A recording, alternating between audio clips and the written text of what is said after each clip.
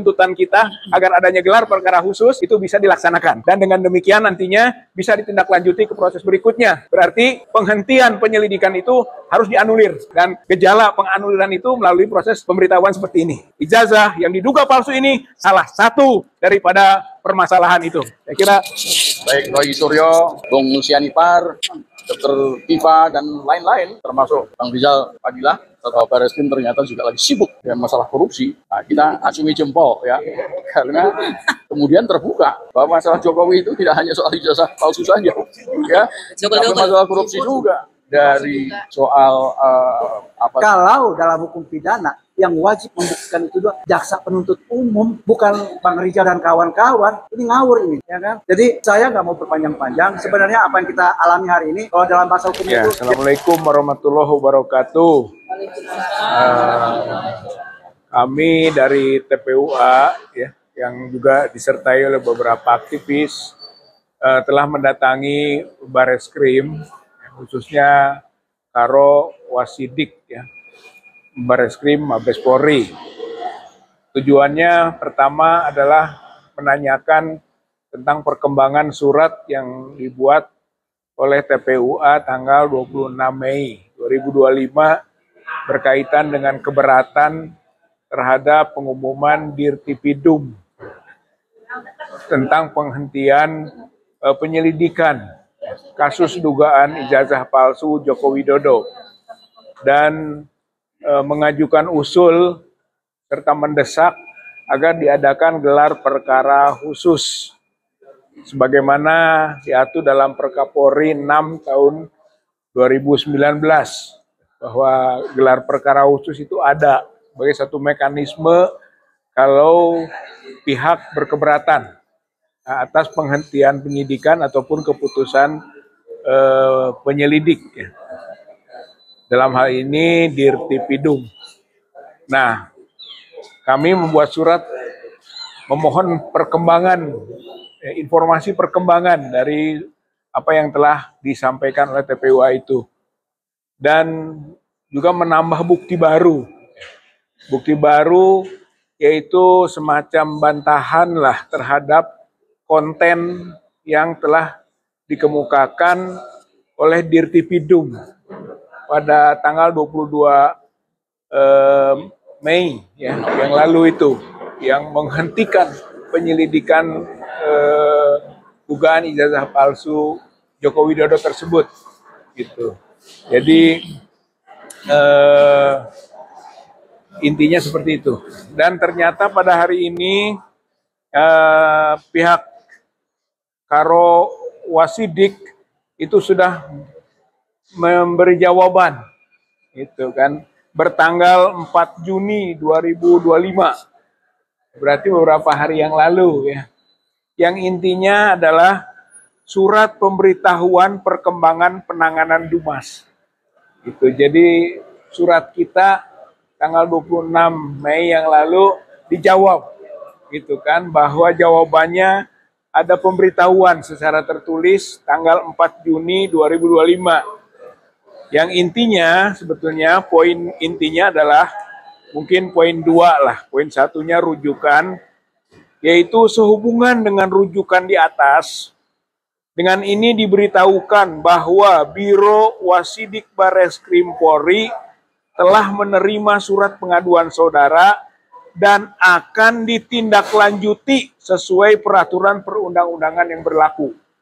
Itu jadi surat kita ditindaklanjuti ya, sesuai peraturan perundang-undangan berlaku. Nah, kemudian bahwa dia menyatakan atau surat ini menyatakan berkaitan hal tersebut ditegaskan surat ini hanya pelayanan pengaduan masyarakat, bukan untuk kepentingan peradilan. Saya kira ini konteks yang wajar-wajar saja, gitu kan. Kemudian poin berikut yang paling penting, dalam rangka mendukung pelaksanaan reformasi birokrasi Polri, bahwa saat ini Biro Wasidik Barreskrim Polri sedang melakukan pembangunan zona integritas menuju wilayah bebas dari korupsi dan wilayah birokrasi bersih dan melayani yang bertujuan untuk meningkatkan efektivitas dan efisiensi kinerja, membangun budaya kerja anti korupsi, serta memberikan pelayanan publik yang berkualitas. Saya kira poin ini akan menjadi juga dasar ataupun tagihan juga dari TPUA atas janji menindaklanjuti dari surat kita. Dan dengan begitu kita sangat berharap betul kalau peraturan yang dijadikan landasannya, peraturan memberi peluang adanya gelar perkara khusus. Dengan begitu kita harapkan bahwa dugaan ijazah palsu Joko Widodo itu dapat digelar secara transparan, terbuka, sehingga masyarakat, rakyat, bangsa Indonesia bisa tahu pada hasilnya tentang dugaan tadi, asli atau palsu. Dengan begitu kita bisa menuntaskan persoalan ini, dan kalaupun nanti ditindaklanjuti ke peradilan, ke pengadilan, maka tindak lanjut itu berdasar pada putusan yang transparan, yang akuntabel, yang dapat dipertanggungjawabkan kepada publik. Jadi bukan secara sepihak. Itulah ruang yang kita sebut dengan gelar perkara khusus. Harapannya dengan adanya pemberitahuan awal ini, mungkin nanti ada pemberitahuan berikutnya sampai kepada kesimpulan bahwa harapan tuntutan kita agar adanya gelar perkara khusus itu bisa dilaksanakan. Dan dengan demikian nantinya bisa ditindaklanjuti ke proses berikutnya. Berarti penghentian penyelidikan itu harus dianulir. Dan gejala penganuliran itu melalui proses pemberitahuan seperti ini. Mudah-mudahan sesuai dengan komitmennya, yaitu wilayah bebas dari korupsi dan adanya keinginan membangun budaya kinerja anti korupsi serta memberikan pelayanan publik yang berkualitas, itu bisa terrealisasi dengan langkah-langkah transparan tadi dan berujung kepada apa yang menjadi pengaduan dari TPUA, pasal 263, pasal 264, pasal 266 KUHP, pasal 68, pasal 69 dari Undang-Undang Sisdiknas, bahwa dugaan ijazah palsu Jokowi yang juga dugaan sekaligus dalamnya skripsi palsu Jokowi itu bisa terbukti dan dapat ditindaklanjuti sampai ke proses peradilan nanti. Saya kira inilah momentumnya, inilah tantangannya, inilah duel hukum. Itu bahwa apakah Jokowi mampu membuktikan ijazahnya dan skripsinya asli, atau kita rakyat masyarakat bangsa Indonesia bisa juga membuktikan bahwa ijazah dan skripsi Joko Widodo palsu. Dengan begitu maka kita bisa mendapat jawaban final atas keraguan dokumen atau sertifikat mantan Presiden Republik Indonesia yang berkuasa 10 tahun, yang tentu saja juga kita mampu menilainya bahwa banyak kasus-kasus yang ada di dalamnya, dan ijazah yang diduga palsu ini salah satu daripada permasalahan itu. Saya kira poin utamanya demikian. Ya, mudah-mudahan pihak Karo Wasidik terus bergerak ya untuk menindaklanjuti pengaduan dari TPUA tersebut. Terima kasih. Assalamualaikum warahmatullahi wabarakatuh. Saya kira Pak Sri Bintang. Bismillahirrahmanirrahim. Assalamualaikum warahmatullahi wabarakatuh. Waalaikumsalam warahmatullahi wabarakatuh. Saya baik secara pribadi ataupun kelompok aktivis Mendukung ini aja. Mendukung ini ya. zaman bahaya. Saya ikut mendukung apa yang disampaikan oleh TPUA. Demikian juga saya mendukung perjuangan para teman kita, baik Roy Suryo, Bung Nusianipar, Dr. Tifa, dan lain-lain, termasuk Bang Rizal Fadilah, serta saudara Kirana ya, saudari Kirana. Kurnia. Mohon maaf. Ya, itu mudah-mudahan upaya mereka dalam memperjuangkan keadilan dan kebenaran itu terwujud dan berhasil, sukses. Amin. Masalah ijazah palsu ini, saya pikir masalah yang mendunia. Ya. Karena satu-satunya presiden yang dipersoalkan ijazahnya ya Jokowi. Ya, jadi ini masalah nasional maupun internasional. Dan itu hanya merupakan satu bagian saja, bagian kecil tadi disebutkan, pintu masuk untuk membuka siapa sebetulnya Jokowi itu. Ya, dan apa yang disampaikan oleh Bareskrim dari suratnya tadi menunjukkan bahwa memang ini belum final, ini masih berproses, ya. Jadi kita menunggu selanjutnya bagaimana masalah gugatan terhadap ijazah palsu ini itu akan bisa selesai sesuai dengan harapan daripada seluruh rakyat Indonesia. Demikian juga mengenai soal tadi bahwa Bareskrim ternyata juga lagi sibuk dengan masalah korupsi. Nah, kita acungi jempol ya, karena kemudian terbuka ya bahwa masalah Jokowi itu tidak hanya soal ijazah palsu saja, ya, tapi masalah korupsi juga, dari soal reklamasi pantai utara Jakarta, reklamasi Banten, PEK 1, PEK 2, demikian juga Rempang, lalu terakhir Raja Ampat. Ini harus dibongkar semua, ya. Dan oleh karena itu mohon teman-teman para aktivis juga kemudian mari bergerak bersama, mari berjuang bersama untuk demi kejayaan daripada rakyat, bangsa dan negara. Terima kasih. Assalamualaikum warahmatullahi wabarakatuh.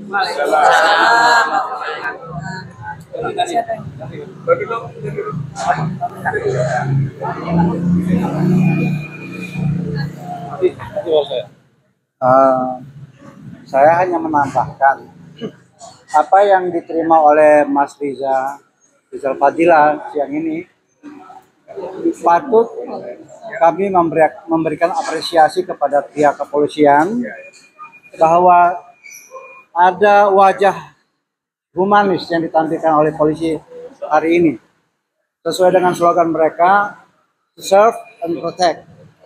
Artinya mereka menjamin, pertama, memastikan di lingkungan Polri tidak ada lagi di kemudian hari terjadinya praktek korupsi. Itu yang pertama. Itu patut kita apresiasi. Yang kedua, mengenai surat atau permintaan dari TPUA, ini juga menunjukkan bahwa kepolisian tidak menghentikan kasus ini. Tetap akan diproses, hanya dimintakan TPUA bersabar karena ada kondisi tertentu yang sedang dialami oleh Kepolisian Republik Indonesia. Namun saya mau juga menambahkan, di dalam negara hukum, ya, apa yang terjadi hari ini kalau bisa saya katakan telah terjadi judicial disarray. Nah, dalam judicial disarray ada prinsip-prinsip negara hukum yang harus kita lakukan. Pertama, apa yang kita kenal dengan supremacy of law, ya kan? Jadi apa yang terjadi hari ini menyangkut dugaan ijazah palsu Jokowi ini sudah bergulir dengan sangat baik. Kepolisian menanggapi baik yang dilakukan oleh TPUA maupun apa yang dilakukan oleh Jokowi sebagai pelapor. Ya, tapi dalam negara hukum Saya mau memberikan analogi aja yang paling sederhana. Ketika kita mengatakan bahwa ijazah itu dokumen privat atau dokumen publik, ya kan, Bang Rizal? Sama seperti kita mau menginap di hotel syariah. Kalau pakai dalil aktori incubit probatio, masa pihak hotel yang harus memastikan dengan dalil tadi bahwa surat nikah itu harus dia yang buktikan, bukan si pemegang surat nikah. Ini kan lucu. Dan dokumen ijazah, surat nikah, KTP itu bukan dokumen privat, bukan. Dia kapan saja bisa diminta dibuka. Kita mau pinjam online aja, Bang, ya, itu harus dibuka, dimintakan KTP kita. Ini kok ada gugatan dari warga masyarakat menyangkut dugaan ijazah palsu pakai dalil yang tadi saya katakan di depan, aktori incubit probatio. Ini hubungan yang kontraktual dan itu hukumnya hukum perdata, bukan pidana. Kewajiban membuktikan adanya dugaan ijazah palsu itu bukan pada yang mendalilkan.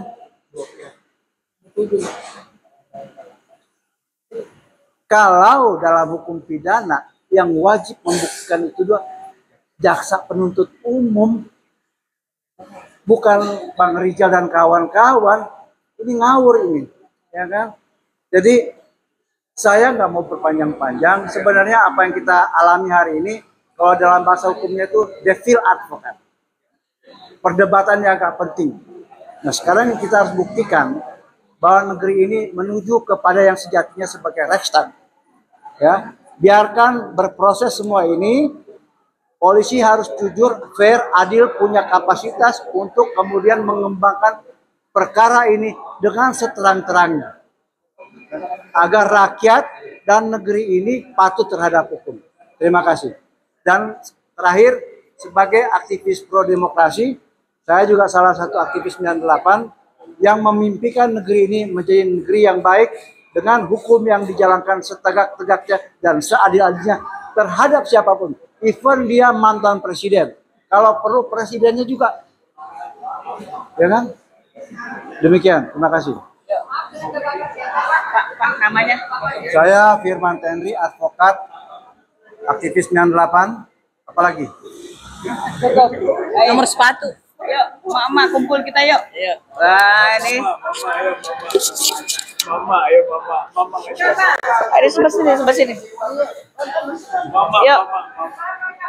Titip sama itu. Titip. Itu aja titip. Apa, Pak? Assalamualaikum warahmatullahi wabarakatuh. Waalaikumsalam warahmatullahi wabarakatuh. Hari ini kami cukup berbahagia bahwa surat yang sudah dilayangkan oleh TPUA tanggal berapa ya? Sekitar seminggu lalu. Tanggal 4 ya? Berarti suratnya sebelum tanggal 4 ya. Itu sudah mendapat jawaban, yaitu tanggal 4. Dan kita baru terima hari ini. Artinya bahwa Bareskrim sudah merespon ya surat dari TPUA untuk melakukan gelar perkara. Betul ya? Nah, terima kasih kepada pihak polisi, kepada Bapak Kapolri, Bapak Listio Sigit Prabowo ya, bahwa permasalahan ini bukan permasalahan ecek-ecek, bukan permasalahan remeh-temeh. Kenapa? Karena ini adalah pembuktian kesahihan ijazah dari mantan presiden kita yang ke-7, betul ya?